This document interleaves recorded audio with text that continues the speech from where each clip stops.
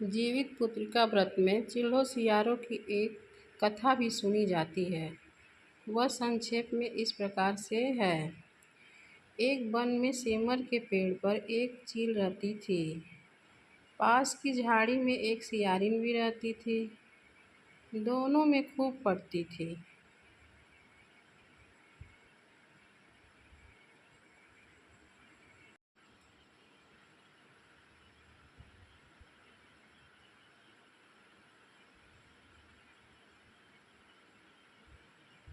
चीलो जो कुछ भी खाने को लेकर आती उसमें से सियारिन के लिए ज़रूर हिस्सा रखती थी। सियारिन भी चिल्लो का ऐसा ही ध्यान रखती। इस तरह दोनों के बीच में आनंद से कट रहे थे। एक बार वन के पास गांव में औरतें जिउतिया के पूजा की तैयारी कर रही थी। चिल्लो ने उसे बड़े ध्यान से देखा और अपनी सखी सियारों को भी बताया।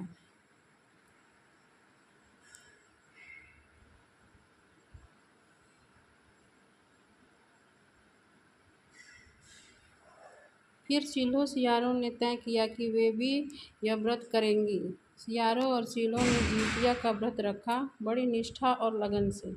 दोनों दिन भर भूखे प्यासे मंगल कामना करते व्रत में रही। मगर रात होने ही सियारिन को भूख प्यास लगने लगी। वह बर्दाश्त न हुआ तो जंगल में जाके उसने मांस और हड्डी पेट भर के खाया। चिल्हो ने हड्डी बचाने के कड़कड़ की आवाज़ सुनी तो पूछा कि यह कैसी आवाज़ है।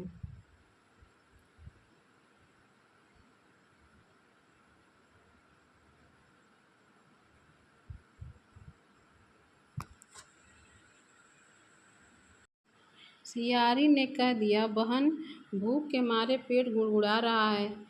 यह उसी की आवाज़ है। मगर चिल्हो को पता चल गया। उसने सियारिन को खूब लताड़ा कि जब व्रत नहीं हो सकता तो संकल्प क्यों लिया था। सियारिन लजा गई, पर व्रत भंग हो चुका था।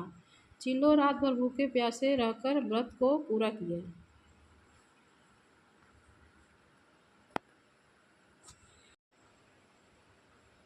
अगले जन्म में दोनों मनुष्य के रूप में राजकुमारी बनकर सगी बहनें हुईं।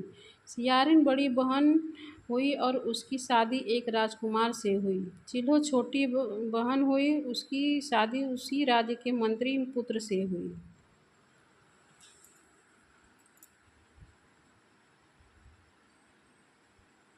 बाद में दोनों राजा और मंत्री बने। सियारिन रानी के जो भी बच्चे होते वे मर जाते, क्यों जबकि चिल्हो के बच्चे स्वस्थ और हट्टे कट्टे रहते। इससे उसे जलन होती।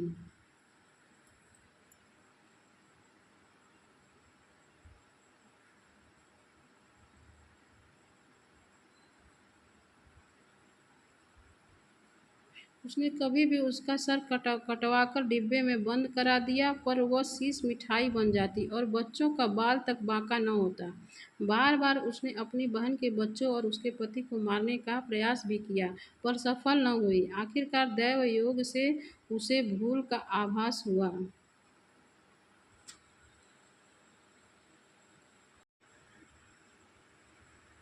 उसने क्षमा मांगी और बहन के बताने पर जीवित पुत्र का व्रत विधि विधान से किया, तो उसके पुत्र भी जीवित रहे। गंधर्वों के राजकुमार का नाम जीमुतवाहन था। वे बड़े उदार और परोपकारी थे। जीमुतवाहन के पिता ने वृद्धावस्था में वानप्रस्थ आश्रम में जाते समय इनको राज सिंहासन पर बैठाया, किंतु इनका मन राजपाट में नहीं लगता था। वह राज्य का भार अपने भाइयों पर छोड़कर स्वयं वन में चले गए। वन में ही जीमुतवाहन और मलयवती नामक राजकन्या से भेंट हुई और दोनों में प्रेम हो गया। एक दिन जब वन में भ्रमण करते हुए जीमुतवाहन काफ़ी आगे चले गए, तब उन्हें एक वृद्धा मिली। पूछने पर वृद्धा ने रोते हुए बताया, मैं नागवंश की स्त्री हूँ, मुझे एक ही पुत्र है। पक्षी राज गरुड़ के कोप से मुक्ति दिलाने के लिए नागों ने यह व्यवस्था की है। वे गरुड़ को प्रतिदिन भक्षण हेतु एक युवा नाग सौंपते थे। आज मेरे पुत्र शंखचूड़ की बलि का दिन है। आज मेरे पुत्र के जीवन पर संकट है और थोड़ी देर बाद ही मैं पुत्रहीन हो जाऊंगा। एक स्त्री के लिए इससे बड़ा दुख क्या होगा कि उसके जीते जी उसके पुत्र न रहें। आज मेरे जीवुत वाहन को यह सुनकर बड़ा दुख हुआ। उन्होंने यह वृद्धा को आश्वस्त करते हुए कहा, डरो मत, मैं तुम्हारे पुत्र के प्राणों की रक्षा करूंगा। आज उसके स्थान पर मैं स्वयं अपने आप को उसके लाल कपड़े में ढककर बंद शिला पर लेटूंगा, ताकि गरुड़ मुझे खा जाए पर तुम्हारा पुत्र बच जाए।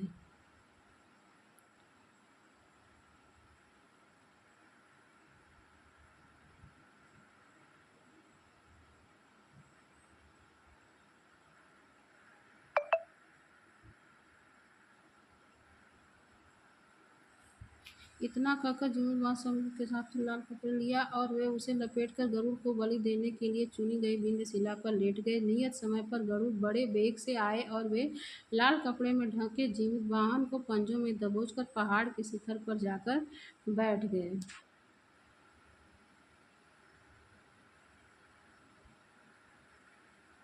गरुड़ ने अपनी कठोर चोंच का प्रहार किया और जीवित वाहन के शरीर से मांस का बड़ा हिस्सा नोच लिया। इसकी पीड़ा से जीवित वाहन की आंखों में आंसू बह निकले और वह दर्द से कराहने लगे। अपने पंजों में जकड़े प्राणी की आंखों में से आंसू और मुंह में कराह सुनकर के गरुड़ को बड़े आश्चर्य में पड़ गए, और क्योंकि ऐसा पहले कभी न हुआ था।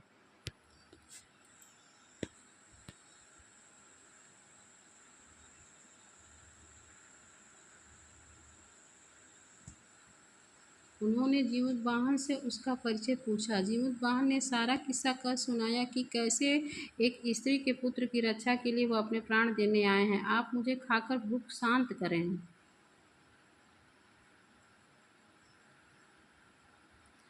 गरुड़ उनकी बहादुरी और दूसरे की प्राण रक्षा के लिए स्वयं का बलिदान देने की हिम्मत से बहुत प्रभावित हुए। उन्हें स्वयं पर पछतावा होने लगा। वह सोचने लगे कि एक यह मनुष्य है जो दूसरे के पुत्र की रक्षा के लिए स्वयं की बलि देने जा रहा है, और एक मैं हूँ जो देवों के संरक्षण में हूँ किंतु दूसरों की संतान की बलि ले रहा हूँ।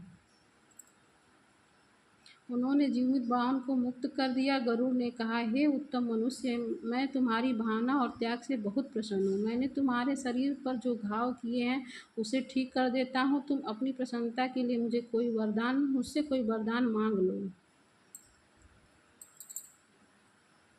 राजा जीवुतवाहन ने कहा कि हे पक्षीराज, आप तो सर्वसमर्थ हैं। यदि आप प्रसन्न हैं और वरदान देना चाहते हैं तो आप सर्पों को अपना आहार बनाना छोड़ दें। आपने अब तक जितने भी प्राण लिए हैं उन्हें जीवन दान प्रदान करें। गरुड़ ने आप सबको जीवन रक्षा दे दिया है, नागों की बलि न लेने का वरदान भी दिया है।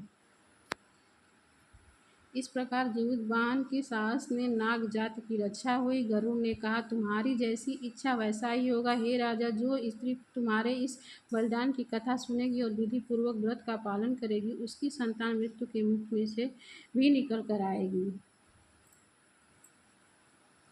तब से ही पुत्र की रक्षा हेतु जीवितवाहन की पूजा की प्रथा शुरू हो गई। यह कथा कैलाश पर्वत पर भगवान शंकर ने माता पार्वती को सुनाई थी। जीवित पुत्रिका के दिन भगवान श्री गणेश, माता पार्वती और शिव जी की पूजा एवं ध्यान के बाद ऊपर बताई गई व्रत कथा भी सुननी चाहिए।